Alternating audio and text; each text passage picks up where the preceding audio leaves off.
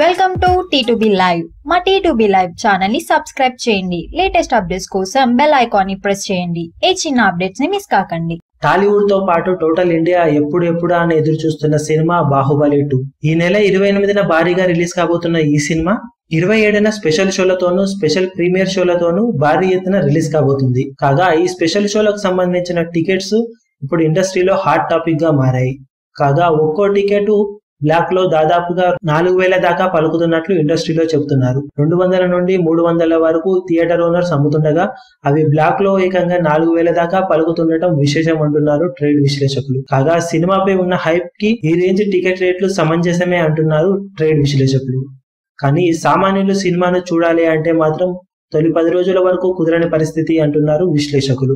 Average గా ఒక సినిమాకు 50 నుండి 70 రూపాయలు పెట్టి చూసే వ్యక్తి బాహుబలి 2 ని చూడాలి అంటే 150 నుండి 200 వరకు యావరేజ్ గా పెట్టాల్సిన పరిస్థితి. అదే బ్లాక్ లో అయితే ఆ రేటు మరింతగా పెరిగే అవకాశం ఉండటం ఫ్యామిలీస్ ని సినిమాకు దూరం చేసే అవకాశం ఉన్నట్లు చెబుతున్నారు. 10 రోజుల తర్వాత బాహుబలి 2 సామాన్యులకు అందుబాటులో వచ్చే అవకాశం ఉన్నట్లు చెబుతున్నారు.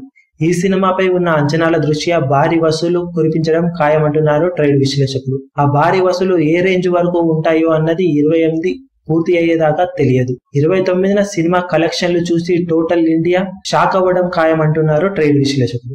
మరిన్ని లేటెస్ట్ అప్డేట్స్ కోసం T2B లైవ్ ని సబ్స్క్రైబ్ చేయండి. వీలైతే లైక్ చేయండి, కుదిరితే షేర్ చేయండి.